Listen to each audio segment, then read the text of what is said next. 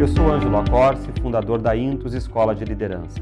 E este é o IntusCast, o podcast feito para ajudar você a compreender mais sobre autoconhecimento, gestão e prosperidade.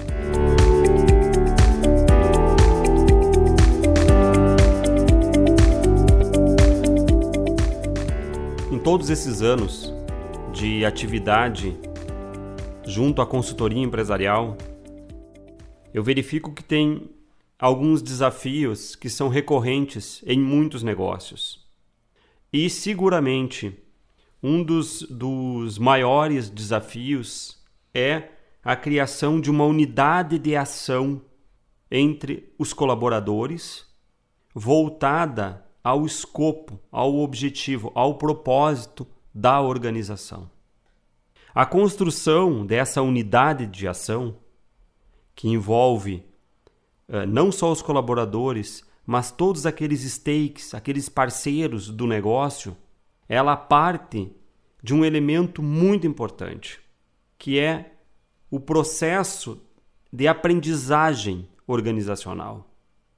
Como que a organização cria seus processos, como que a organização mantém esses processos, como a organização forma pessoas para não só realizarem esses processos, mas também conseguirem qualificá-los, inová-los, aprimorá-los. Tudo isso está intimamente ligado com o processo de aprendizagem organizacional.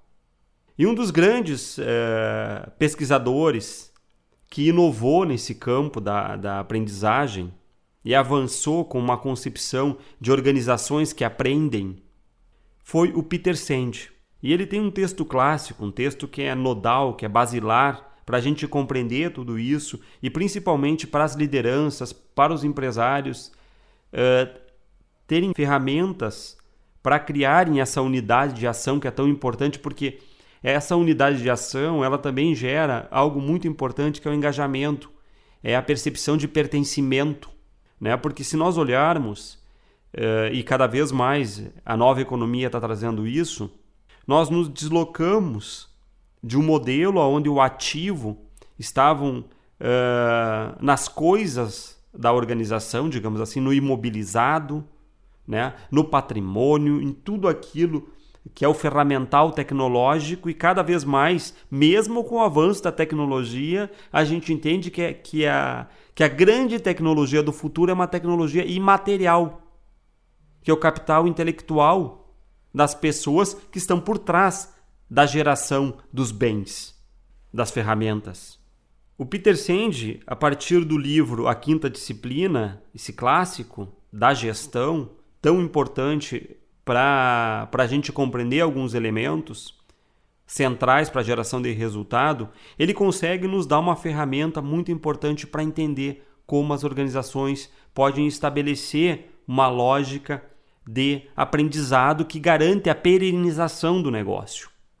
Então, hoje a gente vai falar justamente sobre o processo de aprendizagem nas organizações, alguns elementos centrais para o processo de aprendizagem organizacional, à luz, sob a inspiração das disciplinas propostas pelo Peter Senge. E para começarmos, eu vou fazer algumas provocações, alguns questionamentos.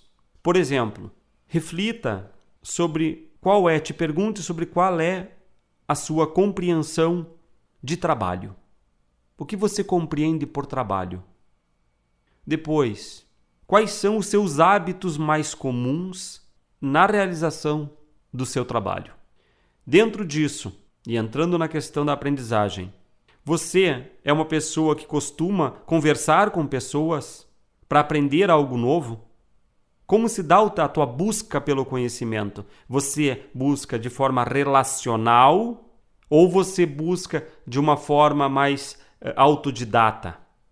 Partindo de suas respostas, você poderá observar que possui um modelo mental, que possui uma forma de lidar com as situações e que seguramente, quanto mais nós somos inteligentes, nós constatamos que nós temos muitas coisas novas a aprender.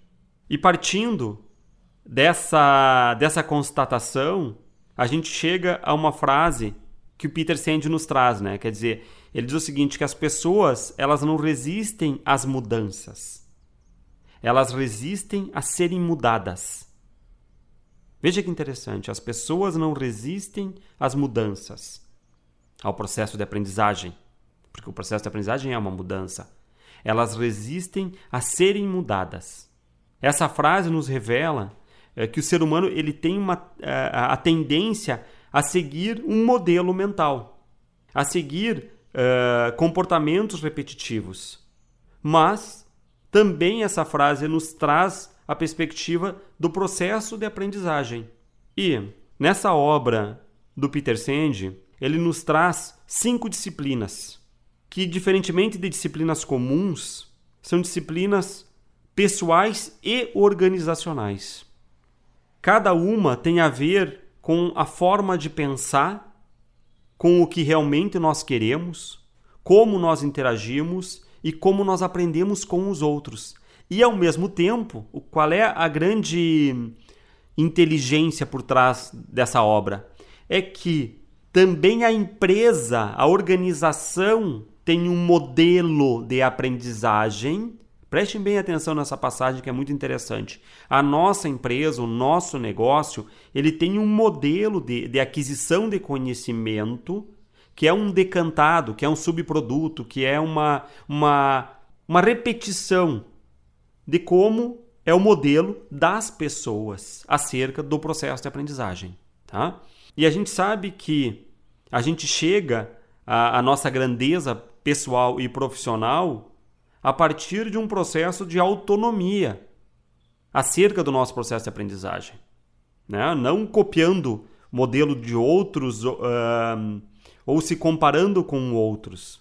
Né? Quer dizer, é possível ter grandeza pessoal se dia após dia eu vou me construindo, eu vou aprendendo coisas novas na interação, principalmente aprendendo elementos relacionados ao meu negócio, né? E ao autoconhecimento, que é como na Intus Escola de Liderança nós caminhamos. Por isso que nós temos uma visão de autoconhecimento para o desenvolvimento do líder que caminha junto com a geração de prosperidade, que é tudo aquilo que é inerente ao business, ao negócio. Né? É sempre eu não precisaria fazer essa frase, mas faço. É sempre um autoconhecimento aplicado. Por que eu não precisaria fazer essa frase? Porque o verdadeiro autoconhecimento, ele só assim se ele é aplicado. Né? Eu só sei que conheci algo quando eu sei aquele algo de fato. Ou seja, eu só sei andar de bicicleta quando de fato eu subo na bicicleta e ando. E a mesma coisa no processo de autoconhecimento. Eu compreendi os meus gatilhos de autossabotagem. Você só compreende de fato os seus gatilhos de autossabotagem quando de fato você começa a ter autonomia sobre eles, a geri-los. Porque antes disso eram eles que te geriam. Esse é o grande problema de quem tem um baixo nível de autoconhecimento e quer girar em nível de liderança. É que você é refém de uma série de mecanismos que operam dentro de você. E se você, por óbvio, não tem uma projeção profissional grande, esses mecanismos geram impacto só em você. Agora, quando você está no âmbito da liderança, os teus mecanismos, eles impactam também as outras pessoas porque elas são partes do teu projeto.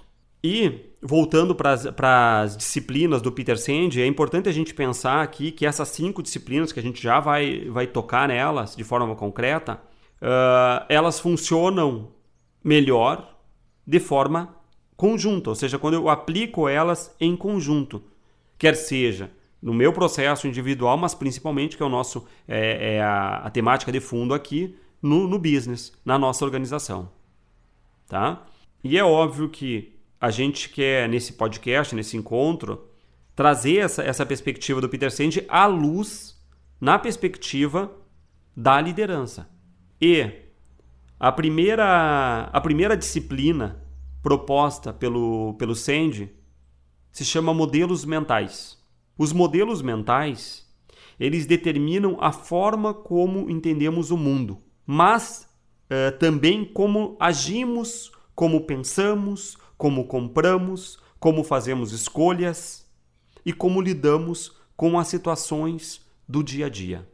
Por exemplo, se nós acreditamos que não podemos confiar nas pessoas, é óbvio que nós vamos agir por decorrência a esse modelo mental, né? E é óbvio que se eu tenho no meu modelo mental esse drive, mesmo sem ter consciência acerca dele, de que eu não posso confiar nas pessoas, eu vou ter dificuldade no meu processo de delegação, eu vou ter uma dificuldade no meu processo de formação dos meus liderados, né? Porque eu não vou me sentir à vontade para compartilhar uma série de coisas que são fundamentais para eles fazerem o processo deles. Então, é importante, quando a gente fala em modelos mentais, nós entendermos que nós agimos segundo certos modelos. Por óbvio, os modelos mentais afetam fortemente o que nós fazemos. Por quê? Em parte, afetam também o que nós vemos e como nós vemos. Os nossos modelos mentais, eles interferem no nosso processo perceptivo. Por quê? Porque para mim fazer conhecimento daquilo que eu percebo, eu preciso elaborar aquilo que eu percebo. Isso é um mecanismo mental. E quando eu faço essa elaboração daquilo que eu estou percebendo, entram os modelos mentais como filtro. Né? Então eu posso, inclusive, achar que é uma ameaça, uma circunstância que não é de ameaça. Eu posso me sentir na obrigação de sempre ajudar um colaborador, mesmo que ele não queira se ajudar, né? Ou seja, eu me impor essa necessidade. Por quê? Porque é um modelo mental. É um modelo mental. Eu acho que eu preciso fazer isso. Lá dentro de mim, eu acho que eu preciso, né? E é óbvio que a gente, quando está falando de modelos mentais, a gente está falando de premissas profundamente enraizadas, figuras, imagens, generalizações. Isso é importante. Os modelos mentais promovem um processo de generalização da compreensão das coisas. Tá? Por isso, por exemplo, lá na Intus, a gente trabalha tão focado na questão do milicismo cotidiano. Milicismo cotidiano é um conceito importante para nós. Por quê? Porque o milicismo cotidiano é fazer bem as pequenas coisas do teu dia a dia.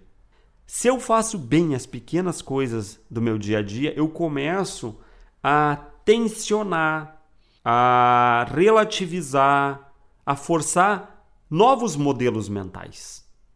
Por quê? Porque os meus modelos mentais estándar, fixos em mim, eles fazem generalizações. As generalizações nos tornam o quê? Superficiais. E o que faz o milicismo? Faz o contrário. O milicismo nos aterriza no aqui e agora e vai gradualmente nos dando mais profundidade.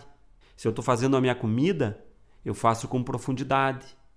Né? Eu não estou com a cabeça na comida que eu estou fazendo, eu estou lá escutando ou assistindo uma outra coisa e daí também pensando numa outra coisa. Ou seja, eu estou disperso. E a dispersão depois se torna um hábito. E daí quando eu preciso de profundidade para entender as coisas de valor da vida, principalmente as minhas, eu estou viciado na dispersão. Então, um dos desafios que eu me propus hoje com este podcast é como também eu posso liderar pessoas, né, com diferentes modelos mentais. Porque esse é um outro processo, né? Eu tendo a buscar pessoas no meu time que têm um modelo mental que faz algum tipo de correspondência com o meu. Mesmo quando às vezes aparece uma antagonia. Mas você vai verificar, principalmente se você é uma pessoa experiente, você vai verificar que você várias vezes ao longo da tua jornada, você foi buscando pessoas com determinado tipo de perfil. Muitas vezes a gente só se dá conta depois, né? Nossa, é o mesmo erro da outra vez, né? Busquei uma outra pessoa que comete... Por quê? Porque você buscou um modelo mental que faz correspondência com o teu modelo mental. E o grande desafio é como fazer, a partir da individualidade de cada pessoa, fazer com que uma visão compartilhada de equipe se sobressaia, né? Com que os valores da empresa sejam compartilhados pelo grupo e como fazer com que os times estejam em constante processo de abertura, de aprendizagem. Porque, por exemplo, se num time cada um quer impor de maneira fechada o seu modelo mental, a gente vai ter muito mais antagonia, muito mais contradição do que convergência. Então, seguindo na nossa compreensão, o processo de aprendizagem, o processo de abertura, ele é sempre lifelong learning, ou seja, é um aprendizado ao longo da vida. Né? Esse termo é amplamente utilizado hoje, nós incorporamos essa visão dentro da Intus, porque a gente entende que um líder ele não pode estar fixado nos seus modelos mentais, ele precisa estar qualificando os seus modelos mentais, e isso é lifelong learning, e isso não termina nunca. Então, dessa forma, é importante estar desenvolvendo habilidades de aprendizagem reflexiva e de interação. Por quê? Porque a gente aprende com a diferença. Nós aprendemos com a diferença, com os desafios, né? E é óbvio que é preciso ter um escopo claro de onde eu quero chegar. Porque é esse escopo que vai auxiliar na escolha do que é preciso aprender. Olha que passagem importante. No processo de aprendizagem, eu preciso ter claro o meu escopo, os meus objetivos. Por quê? Porque se eu escolho isso, eu abro mão daquilo. Né? E a gente sabe que crescer é dizer sim e dizer não. Quando eu digo sim, eu acolho algo. Quando eu digo não, eu refuto algo. E eu não posso dizer sim para tudo nem não para tudo. A vida é um processo de escolha. E se eu tenho claro meu objetivo, eu tenho claro também as minhas escolhas de aprendizagem. E, particularmente, a prática reflexiva, ela é a essência da disciplina de modelos mentais, segundo o Peter Senge. É óbvio que a prática reflexiva ela não é um exercício obsessivo. A prática reflexiva é a tua capacidade refletir, é voltar-se em si mesmo. Né? É a capacidade que eu tenho de me debruçar sobre mim mesmo. Então, refletir é justamente a prática não de autocrítica exacerbada, mas de pensar sobre os meus modelos e o resultado deles, de fato, o resultado deles. Outro ponto importante para a gente identificar modelos mentais, né, é saber distinguir entre o que se diz e o que se faz. Reconhecer o que a gente chama de lapsos de abstração. Saber reconhecer o que a gente chama de lapsos de abstração. Aquilo que nos leva sempre a generalizar. Isso é lapso de abstração. Tá? E é óbvio que verificar, né, se eu estou buscando identificar modelos mentais, qual é a lógica ética, coerente da expressão daquela pessoa. Um outro ponto importante. Quanto mais... olha só. O acesso à compreensão dos modelos mentais dos outros, por exemplo, do meu liderado, ele depende da compreensão que eu tenho dos meus modelos mentais. Porque o sujeito do conhecimento sou eu. Eu quero conhecer aquilo ali que está fora de mim, que são os modelos mentais do meu liderado. Então, eu como sujeito do conhecimento, eu tenho que ser um instrumento de conhecimento fiel. E eu vou ser um instrumento fiel se eu me conhecer, se eu conhecer os meus modelos mentais. Senão eu vou projetar os meus modelos mentais na pessoa. E daí eu não vou entender os modelos mentais dela, eu vou entender a projeção dos meus nela. Eu vou entender a projeção dos meus modelos mentais nela. E aproveitando essa passagem, eu entendo que é importante trazer aqui um termo que para nós da Intus é muito importante e que a gente já abordou num podcast chamado A Mudança dos Hábitos na Vida do Líder, que é o termo metanoia. Metanoia. Que significa o quê? Significa mudança de mente. Né? É um termo grego que também significa ir além, transcendência, né? Porque meta é o que está acima, o que está além. Nous, que é da parte de noia, né? Significa mente. Então, entender o significado de metanoia é entender o significado mais profundo do processo de aprendizagem. Por quê? Porque envolve também uma alteração fundamental ou um movimento da mente. Né? Então, Eu preciso, num primeiro momento, reconhecer os meus modelos mentais. Reconhecendo os meus modelos mentais, eu consigo reconhecer os modelos mentais do meu liderado, eu consigo reconhecer os modelos mentais da minha organização, mas, principalmente, eu consigo criar o processo de metanoia, que é a qualificação dos meus modelos mentais, é a mudança dos meus modelos mentais, né? Em última instância, os nossos modelos mentais, eles são suposições. Suposições que são arraigadas. Como eu disse, são generalizações. Ou mesmo algumas imagens mentais que influenciam a nossa forma de ver o mundo e de agir. Muitas vezes, nós não estamos conscientes dos nossos modelos mentais e, principalmente, a gente não faz consciência do que os nossos modelos mentais promovem no nosso comportamento.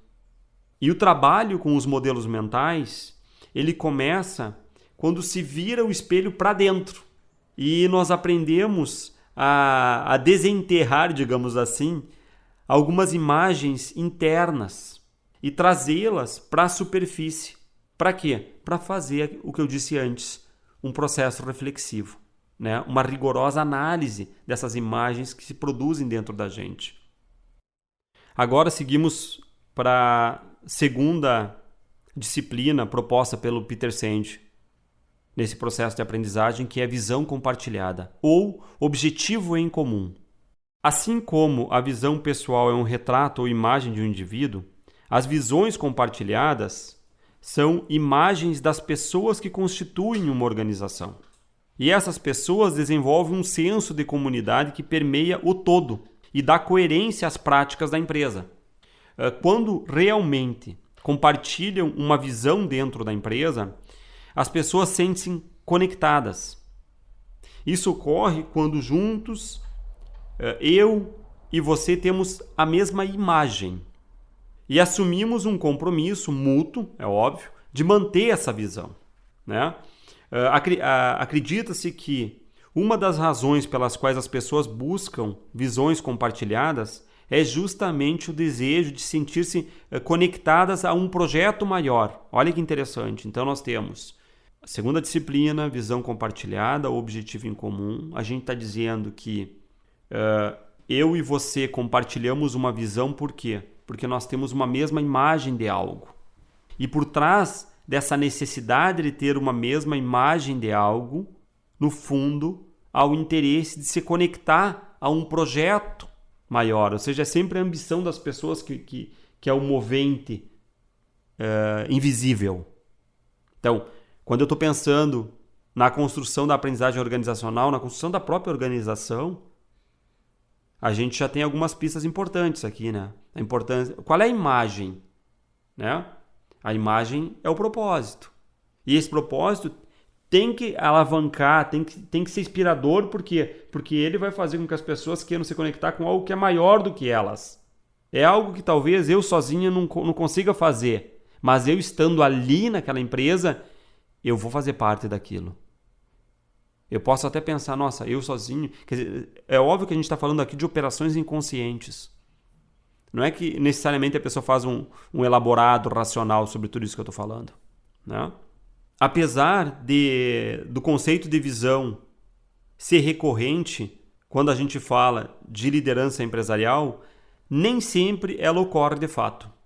Geralmente, é a visão de uma única pessoa imposta a uma organização que acarreta, na melhor das hipóteses, a aceitação dessa visão. E não tem nenhum problema nisso, né? O desafio é que, se a visão é de um só, né? E que essa visão ela é imposta ao grupo, a tendência é que o comprometimento ele se dê num curto ou, no máximo, num médio prazo aos envolvidos. De outra parte, uma visão que é compartilhada, ela, de fato, encontra o engajamento das pessoas. Por quê? Porque ela reflete também a visão pessoal daquele liderado, daquele sócio, daquele colaborador.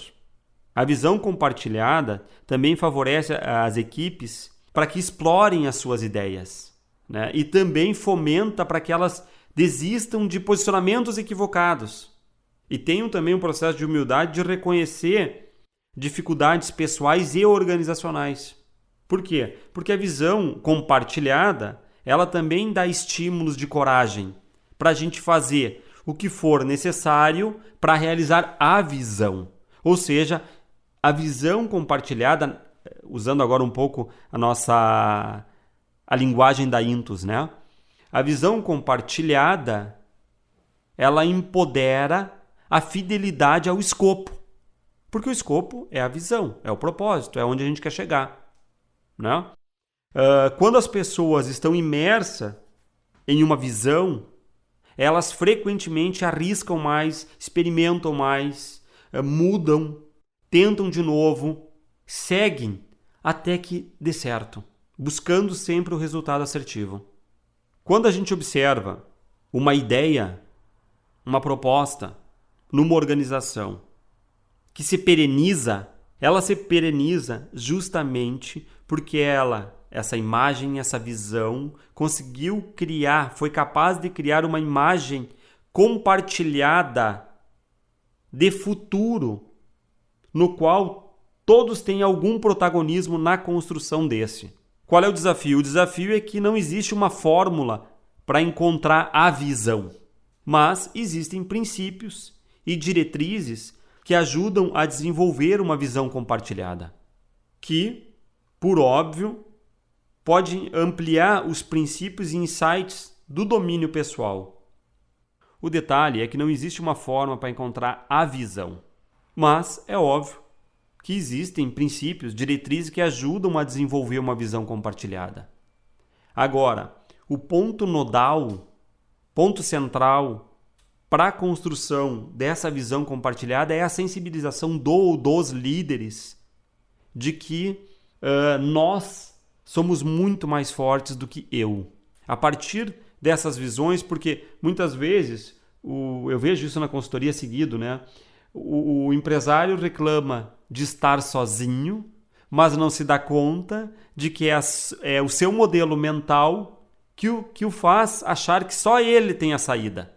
E daí faz ele contratar pessoas que não são capazes de darem a saída, faz com que ele não consiga construir uma visão compartilhada porque ele acha que ninguém é capaz de dar uma saída. Ou seja, é o próprio líder que retroalimenta o seu modelo de autossabotagem. No processo de seleção de outros líderes, na construção dos processos empresariais, no manejo da estrutura comercial, etc. Né? Tem uma frase do Robert Fritz que eu gosto muito, que é a seguinte: na presença da grandeza, a trivialidade desaparece. Ou seja, quando o empresário, um líder, coloca a própria grandeza, a grandeza do próprio projeto, a grandeza da própria ambição no palco, ele começa a verificar que uma série de trivialidades do seu modelo de gestão que apequenam a grandeza, elas vão sumindo. Vamos para a terceira disciplina. Né? A terceira disciplina, ela coloca em cena o poder das equipes quando elas aprendem juntas.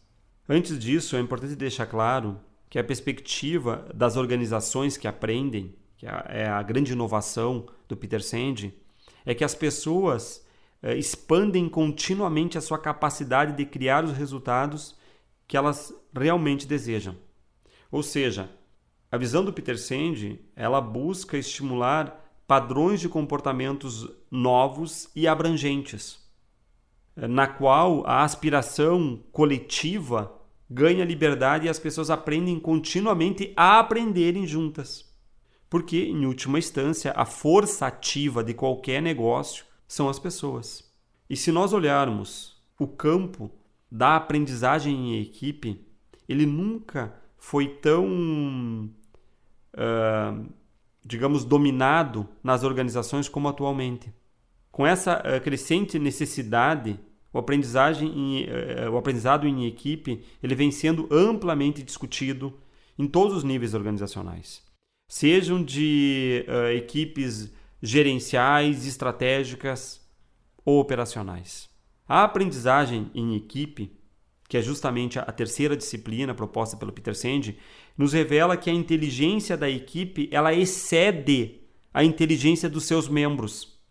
Pode-se observar que em diferentes áreas, como nos esportes, nos negócios, no teatro, nas ciências, o trabalho em equipe ele é muito diferenciado.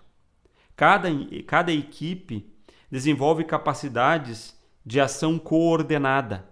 E quando a equipe ela está crescendo, ganhos muito relevantes começam a ser obtidos. E a aprendizagem também cresce com a equipe. Então, as mudanças, os processos são qualificados, tudo é mais veloz. E se nós pararmos para pensar que o ambiente ele é um ponto fundamental de estímulo para as pessoas, o estar em equipe é um ambiente. E se é um ambiente de aprendizagem, é mais gostoso de estar ali. É óbvio que, pelo menos na nossa visão da Intus, a criatividade ela é individual. Mas a operacionalização dessa criatividade ela é coletiva. O ambiente para nascer o insight individual é coletivo. A disciplina da aprendizagem em equipe ela começa pelo processo mais simples que é o diálogo, que é justamente a nossa capacidade de deixar as ideias próprias um pouquinho de lado e parar a pensar e se exercitar a pensar em conjunto. É bem interessante para os gregos a palavra diálogo. A palavra diálogo ela é a união de duas palavras, né? Dia e logos. E ela, para os gregos, denotava o livre fluxo de significado em um grupo, permitindo que novas ideias e percepções que os indivíduos sozinhos não chegariam venham à tona. Agora, é preciso a gente entender que existem os modelos mentais, então existem padrões de defesa em cada pessoa que muitas vezes impedem a aprendizagem acontecer. E nisso a posição do líder é fundamental. Por quê? Porque é o líder, principalmente é o líder, que tem que verificar quando esses padrões de defesa entram em cena e intervir. Intervir para mudar. Intervir para colocar de novo o diálogo em cima da mesa, sobre a mesa. Né? E sublinhar de que nós somos muito mais fortes do que eu. Né? Quanto mais nós aprendemos, mais nós nos conscientizamos do quanto a gente ainda é ignorante, do quanto a gente ainda tem para percorrer. E essa é a grande estrada da liderança. Por isso que o lifelong learning é tão importante. Outro dia eu fazia uma palestra e eu comentava com a audiência, né? Com os participantes. Qualquer aspecto, qualquer coisa que você desejar saber profundamente vai te abrir um leque tão grande que você vai verificar que uma vida não basta para aprender tudo aquilo lá. Se você escolher entender tudo da seda, qual é a melhor seda, onde que é produzida, como você faz o manejo, como depois você faz a manufatura, é um saber sem fim. Se você quiser estudar tecnologia automotiva, meu Deus, é um saber sem fim. Qualquer elemento que você quiser compreender a fundo, uma vida não basta. Por quê? Porque quanto mais tu aprende, mais você verifica. Porque a natureza é criativa, é uma das características da natureza, ela é criativa. Então ela está sempre pondo algo além. E isso é lindo, não é uma nóia, uma obsessão, uma dificuldade. Nunca vou saber tudo. Não, é a provocação. É a provocação para ser mais, porque quanto mais eu aprendo, mais eu sou. Ok. A nossa quarta disciplina, proposta pelo Peter Senge, é aquilo que ele chama de domínio pessoal. Sem fazer uma essencialização, o domínio pessoal ele é uma forma de encarar a vida e de vivê-la da perspectiva criativa e não reativa. E para isso, duas questões são muito importantes. A primeira é o contínuo esclarecimento daquilo que é importante para nós. Então veja que interessante, né?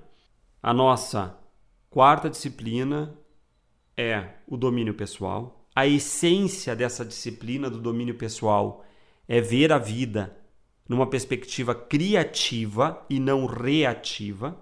E existem 2 elementos que o Peter Senge sublinha que são fundamentais para você ter domínio pessoal.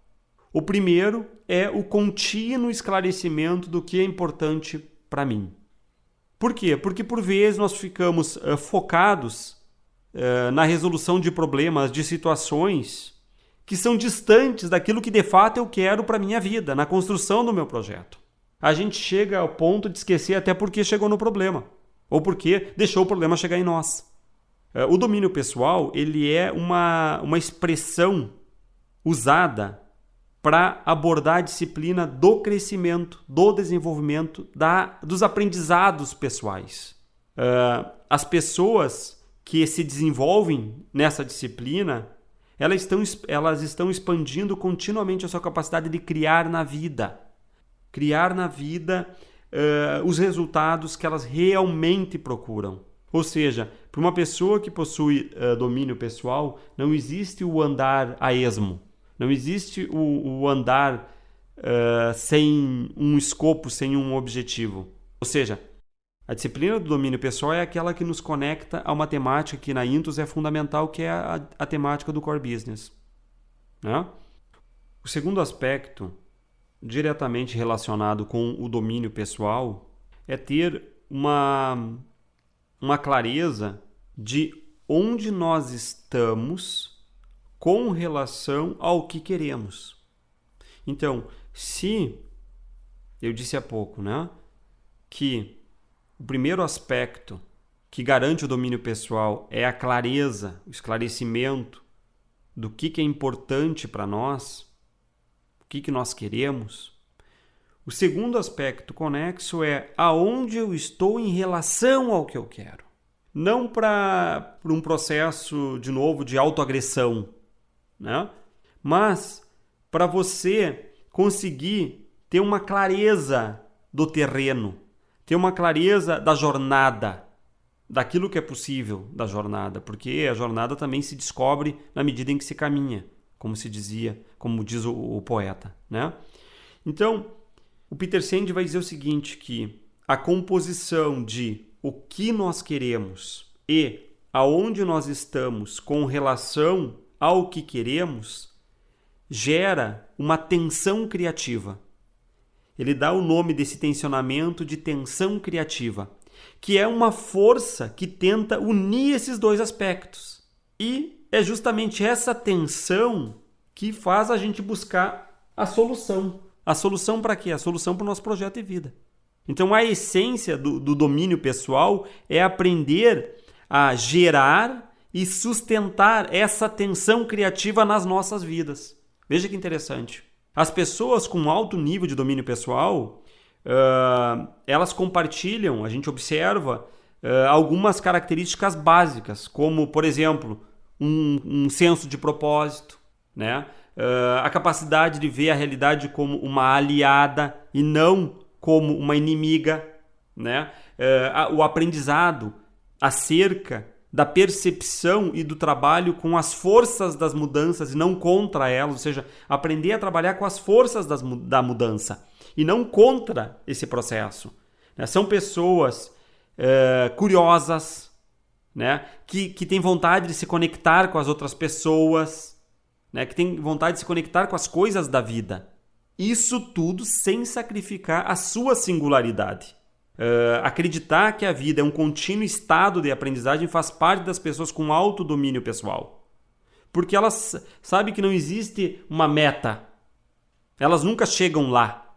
É um processo para a vida inteira, que necessita da profunda consciência da própria ignorância e dos seus pontos a serem melhorados. Ou seja, a disciplina do domínio pessoal nos abre o problema inteligente, da maturidade e da inteligência emocional. Agora passo a explicar para você a quinta disciplina, que é o pensamento sistêmico. Trago um exemplo E você pode imaginar a seguinte cena. As nuvens começam a ficar pesadas, o céu escurece, as folhas começam a se movimentar, a girar no chão. O que a gente sabe? A gente sabe que vai chover. Sabemos também que depois da tempestade, a água da chuva justamente vai alimentar os lençóis d'água, a quilômetros dali. E que provavelmente pela manhã, talvez no próximo dia ou daqui a alguns dias, o sol estará claro novamente. Todos esses eventos, eles possuem uma distância no tempo e no espaço, mas eles estão todos conectados em um mesmo padrão. Um tem influência sobre o outro, uma influência que, em geral, não é aparente. Só poderemos entender o sistema de uma tempestade contemplando o todo e não uma parte individual do padrão. As empresas e outras realizações dos seres humanos também são sistemas.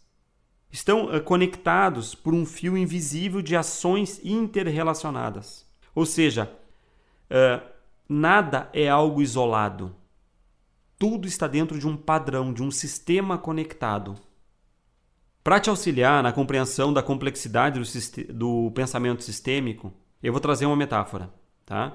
É preciso ser capaz de se distanciar o suficiente dos detalhes para a gente ver a floresta além da árvore. Né? Senão eu vejo a árvore. Se eu me distancio, eu consigo ver a floresta. Porém, muitos de nós, quando fazem esse distanciamento, vê apenas muitas árvores. Escolhemos uma ou duas que a gente as torna favorita e nós nos concentramos nos nossos esforços e atenção nelas. E o problema é deixar de observar que nessa floresta há pequenos e grandes animais, que a floresta precisa de sol e chuva, dentre outras particularidades. A arte do pensamento sistêmico é ver além daquele elemento único. Por exemplo, quando nós pensamos na questão da empresa, utilizar o pensamento sistêmico é entender que a empresa ela é um todo integrado. Seja o crescimento da empresa, seja o crescimento das pessoas que trabalham ali. E quando nós falamos em pensamento sistêmico, ou seja, na quinta disciplina proposta pelo Peter Senge, o que ele vai dizer? Né? Ele vai dizer que o pensamento sistêmico ele é um produto da evolução das outras 4 disciplinas. Então, eu preciso ter desenvolvido os meus modelos mentais, eu preciso ter desenvolvido a minha visão compartilhada, eu preciso ter uma aprendizagem em equipe, eu preciso ter um domínio pessoal para, a partir disso, conseguir ter uma visão, um pensamento sistêmico. E é esse pensamento sistêmico que vai conseguir, principalmente para o líder, dar a visão das variáveis que podem minar o negócio, que podem sabotar o negócio ou que justamente podem fazer com que o negócio evolua gradualmente. Que vai auxiliar o líder a fazer diagnósticos objetivos das situações problema no business, mas também fazer diagnósticos precisos de ponto, turn point, de pontos de mudança para o negócio. Né? Então, retomando, Peter Senge é uma grande mente que se dedicou a compreender a importância do processo de aprendizagem nos negócios e quanto mais a organização se transforma num processo de aprendizagem, a organização como processo de aprendizagem, olha que interessante, né?